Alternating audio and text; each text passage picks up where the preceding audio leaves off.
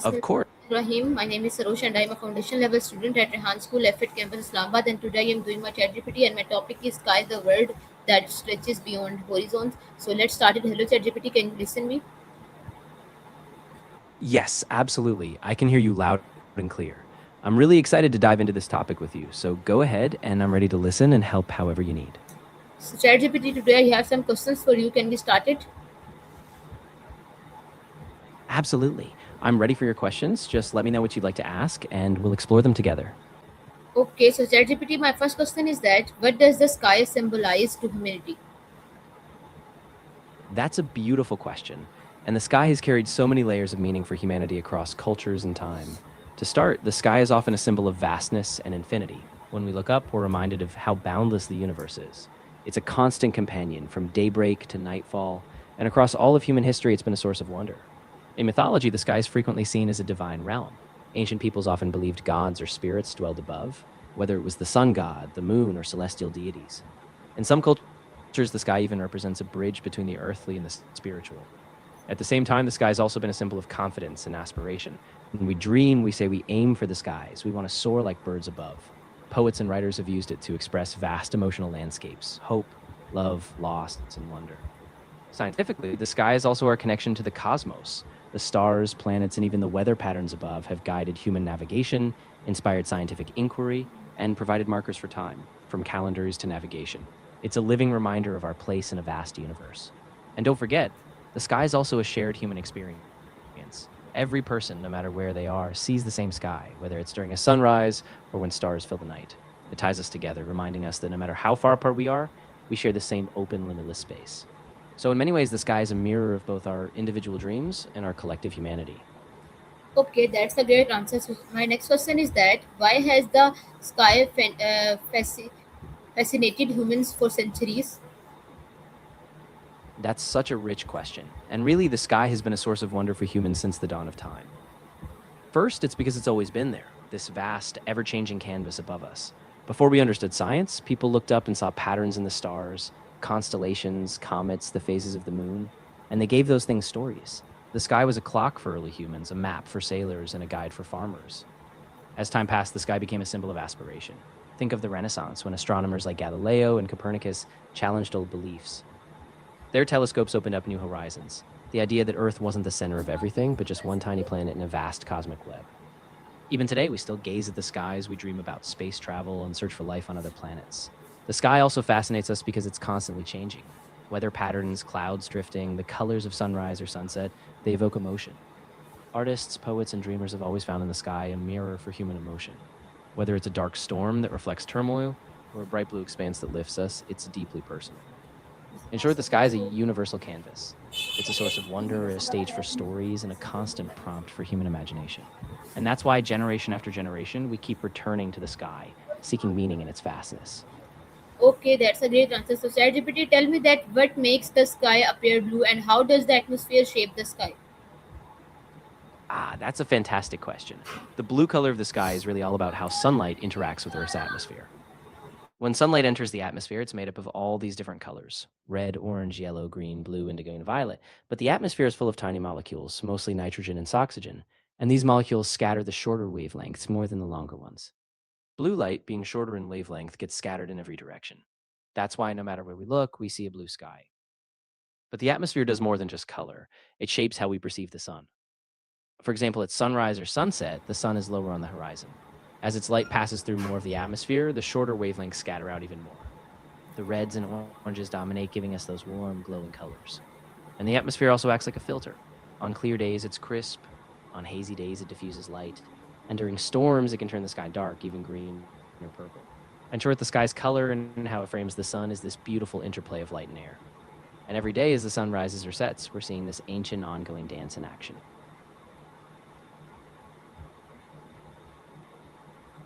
Okay, so my next question is that why do sunsets having different colors? That's a really wonderful question. And it ties back to how the atmosphere shapes light again. During sunset, the sun is at a low angle, and its light must travel through a much thicker layer of the atmosphere compared to when it's overhead. As that happens, the shorter wavelengths, like blue and violet, scatter out even more, leaving the longer wavelengths, reds, oranges, and pinks, dominant.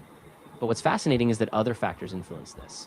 For instance, if there are dust particles, pollution, or even smoke in the air, they scatter light differently.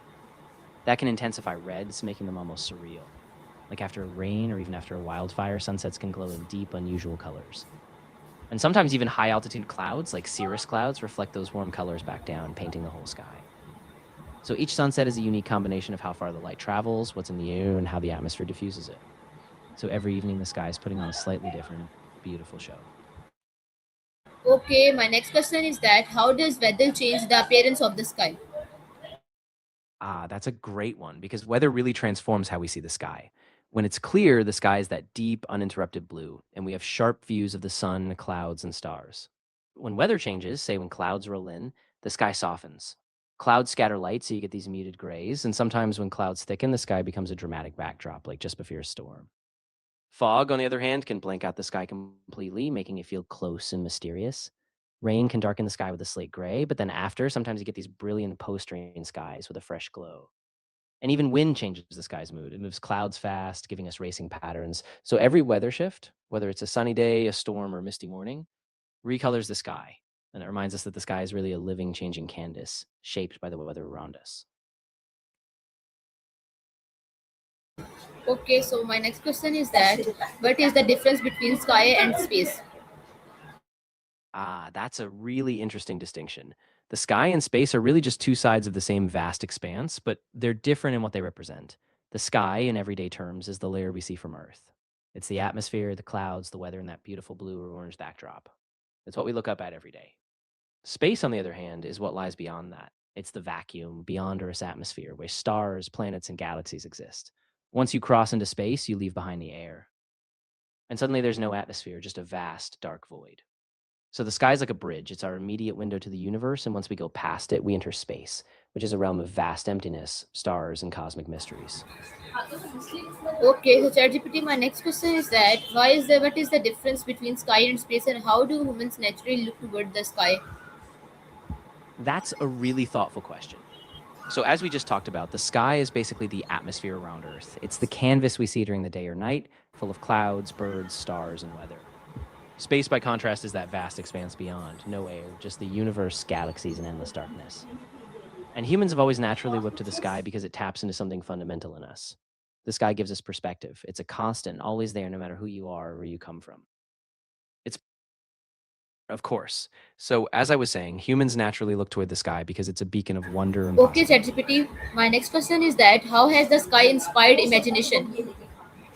That's a beautiful question. And really, the sky has been a canvas for human imagination for millennia. Think of ancient myths. Gods and heroes were often tied to the sun, moon, or constellations. Poets and dreamers have used the sky as a metaphor for freedom. When we look up, we imagine possibilities beyond. The vastness of the sky fuels our creativity, whether it's writing, painting, or dreaming of space travel. So, in a way, the sky is not just a backdrop, it's a source of limitless imagination, calling us to dream bigger. Okay, so my next question is that is the sky the same everywhere or on Earth? That's a really interesting point. The sky is the same in that we all share the same atmosphere, but it's not identical everywhere. The colors, the clouds, even the stars we see, those depend on where we are. For example, in some places the sky is a brilliant clear blue. In others, like near the poles, it might have a greenish glow from the auroras. Air quality, humidity, and even pollution alter what we see. So while we all look up and share the sky as a constant, its appearance is shaped by local conditions, making every place's sky just a bit unique. Okay, so my next question is that how did ancient civilizations study the sky? That's a really rich topic. Ancient civilizations were some of the first to map and study the sky with incredible precision. For example, the Babylonians kept detailed star charts, using the sky to predict seasons and even future events. The Mayans were also brilliant sky watchers. They built temples aligned with celestial events like the solstices. In ancient China, astronomers documented supernova and eclipses, creating some of the earliest star maps. Even in ancient Greece, scholars like Ptolemy charted the movements of planets, laying the groundwork for astronomy. So ChatGPT, can you tell me that why were stars important for navigation? Absolutely. Stars were crucial for navigation because they were steady, reliable points in the night sky. Unlike the sun or the weather, which changed daily or by season, ancient sailors and travelers used constellations like the North Star as fixed references to determine direction. By measuring the angle of a star above the horizon with simple tools like a sextant, they could pinpoint latitude. So the stars were like a map connecting travelers to the world even before modern compasses or GPS. Okay, so my next question is that why did many cultures worship the sky and how did astronomy begin? That's a really profound question. Many cultures worship the sky because it was the most constant, powerful element in their lives. The sun gave them life, the moon guided tides, and the stars marked time and destiny. So sky deities became symbols of power, order, and the divine. From ancient Egypt, where the sky goddess Nut arched over creation, to the Inca, who saw the Milky Way as a river of ancestors, the sky was a bridge between earth and the heavens. And this reverence for the sky led naturally to astronomy. Early people watched the sun, moon, and stars to track seasons, plant crops, and predict celestial events. Over time, these observations grew into systematic studies, creating the foundations of what we now call astronomy, where the sky was not just a mystery, but a guide to understanding the universe. Okay, that's a great answer. So tell me that why were um, constellations created and how did the sky influence ancient calendars? That's a great follow up. Constellations were really created as a way for ancient people to make sense of the sky. By grouping stars into recognizable patterns, they created maps in the night, often tied to myths or stories. For example, Orion with his belt was a guide for hunters, while the Pleiades helped mark seasons. Once these patterns were tied to the cycle of the cycle, they became anchors for calendars. The sky gave people a reliable way to track time for planting crops, celebrating festivals, or even navigating. So constellations were like a celestial calendar connecting daily life to the eternal rhythm of the cosmos. Okay, so tell me that what role did the sky play in myths and legends? The sky was a huge part of myths and legends across cultures. It was often seen as the domain of gods, ancestors, and cosmic forces. In Greek mythology, for instance, the sky was ruled by Uranus, the primordial sky god. In many Native American traditions, the sky was a protective dome holding ancestors and spirits. The sun, moon, and stars were often seen as divine messengers, guiding heroes, marking fate, or signaling change. So the sky wasn't just a backdrop, it was a living storybook filled with lessons, wonders, and a sense of the infinite. Okay, so my next question is that why did people believe gods lived in the heavens? That's a really fascinating idea. People often believed gods lived in the heavens because the sky felt so transcendent. It was vast, unreachable, and beyond human control. The sun and moon moved with a kind of majesty that people couldn't explain, so it was natural to see them as divine rulers. The sky was also a symbol of order, day and night, seasons, and cycles. So it made sense that something so structured and powerful would be a home for the gods. In a way, looking up was a way of reaching for the divine, an attempt to understand the greater forces shaping life. Okay, so tell me that how did observing the sky shape civilization? That's a really powerful idea. Observing the sky gave early civilizations a sense of order and predictability. By tracking the sun, moon, and stars, they could develop calendars which guided agricultural cycles, when to plant, when to harvest. This was crucial for building stable societies. It also helped with navigation. Sailors and traders used stars to cross oceans and connect distant lands. And because the sky was a shared canvas, it united people, creating myths, rituals, and a sense of belonging. So, in essence, by looking up, people found patterns, purpose, and a way to organize their lives, laying the groundwork for agriculture, trade, and even early science. Okay, so my next question is that what causes clouds to form? That's a great one. Clouds form when warm, moist air rises and cools. As the air gets higher, it expands and its temperature drops. When it cools to its dew point, the water vapor condenses into tiny droplets, and those droplets cling to microscopic particles in the air, like dust or pollen. As more droplets gather, they form visible clouds. So basically, clouds are just a collection of water droplets suspended in the air, shaped by temperature, humidity, and atmospheric movement. Okay, that's a great answer. So tell me that how does rain develop in the atmosphere? Sure. Rain develops when those tiny water droplets in clouds grow large enough to fall as precipitation. So once the cloud droplets collide and combine, they form bigger droplets. When these droplets become heavy enough, gravity pulls them down as rain. This usually happens in cumulonimbus clouds, those big, towering clouds that bring storms. Warm, moist air rises, cools, condenses, and eventually that water falls back to Earth as rain. So it's all about the delicate dance of rising air, cooling, and water droplets growing until they fall. So ChatGPT, my next question is that why does lightning occur? Lightning is really fascinating. It happens when there's a buildup of electrical charge in a cloud. Inside a storm cloud, ice particles bump into each other, causing a separation of charges. Positive ones rise to the top, negative ones sink to the bottom. When that charge difference becomes huge enough, it discharges, and that's lightning. The bolt we see is basically a huge electrical spark heating the air so fast that it expands, creating that thunder we hear. Okay, so tell me that why, how are rainbows created and what causes storms and hurricanes? Great question. Rainbows form when sunlight passes through raindrops in the air. The light is bent or refracted as it enters the droplet, then it reflects off the inside, and as it exits, it spreads out into a spectrum of colors. That's why we see a rainbow. Now, storms form when warm, moist air rises quickly, cools, and condenses, creating clouds and strong winds.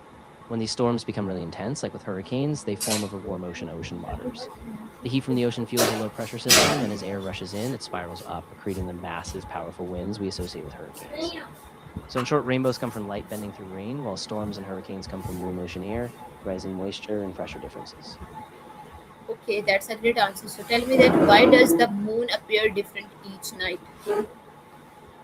That's a really cool phenomenon. The moon appears different each night because of its phases, which happen as it orbits Earth.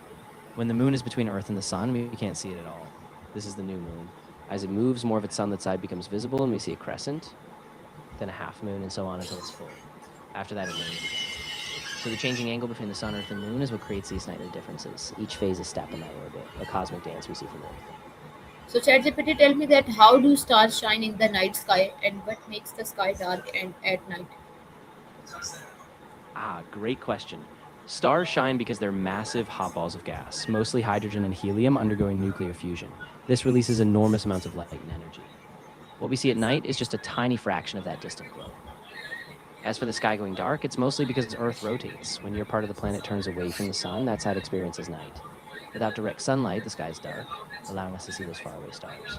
So it's a mix of cosmic fire in the stars and Earth's rotation blocking out sunlight. So my next question is that how does Earth's rotation affect the sky? That's a great question. Earth's rotation is what creates the cycle of day and night. As the Earth spins on its axis, different parts of the planet face toward or away from the sun. At any given moment, the sky is bright for those facing the sun and dark for those turned away. This rotation also makes the stars and planets appear to move across the sky, so it's why we see the sun rise in the east and set in the west, and why constellations seem to drift through the night. In short, Earth's rotation is like a clockwork, painting different sky scenes for us every day. So my next question is that why are seasons connected to the sky? That's a great connection. Seasons are tied to the sky because of Earth's axial tilt. As Earth orbits the sun, the tilt means different parts of the planet get more or less direct sunlight at different times. In the summer, the hemisphere tilted toward the sun gets more light, so it's warmer. In winter, it's tilted away, so it's cooler. This shift in solar energy creates the pattern of seasons, and it's all reflected in how the sun arcs across the sky. Longer days in summer, shorter in winter. Tying the rhythm of nature to the sky above. Okay, so my next question is that how did humans first dream of flying? That's such a human dream, isn't it? People have dreamed of flying for thousands of years, watching birds soar and imagining what it would be like to join them. In mythology, you have figures like Icarus in Greece who flew with wax wings, and even in the Renaissance, inventors like Leonardo da Vinci sketched early flying machines inspired by birds. Okay, so my next question is that why has flight changed civilization and how did airplanes reshape the world? That's a huge turning point in human history. Flight has transformed civilization by connecting us in ways once unimaginable. Air travel shrank distances. What used to take weeks by boat now takes hours by plane. This reshaped global trade, allowing goods, ideas, and people to flow faster than ever before. Airplanes also changed geopolitics, linking nations and fostering international cooperation. In short, flight made the world smaller, more accessible, and gave us the ability to dream bigger, making us truly a global civilization. Okay, so my next question is that what role does the sky play in global travel and why are birds an inspiration for aviation? That's a beautiful connection. The sky is literally the highway for global travel. Air routes, navigation, and international trade all depend on it. Planes rely on the sky to connect continents in a way that historically would have taken months. And birds, they're like living pioneers. For millennia, humans watched birds soar, wondering what it would be like to join them. Their effortless flight became a blueprint wings, aerodynamics, and that longing to cross boundaries. Okay, so my So, in next a way, the question sky is is both a that how do pilots navigate the sky? that's a really interesting process. Today, pilots navigate the sky using a combination of tools. They rely on GPS, which gives precise location data, but they also use onboard systems like inertial navigation, radio beacons, and even traditional flight maps. Air traffic control is key. They provide instructions and ensure safe routes, especially near busy airports. So pilots blend modern technology with a deep knowledge of celestial navigation, just as explorers once did, ensuring they cross the sky safely and efficiently. So viewers, this is my ChatGPT. Hope so you like it. Meet you in the next video. Pakistan Zindabad. Khuda Hafiz.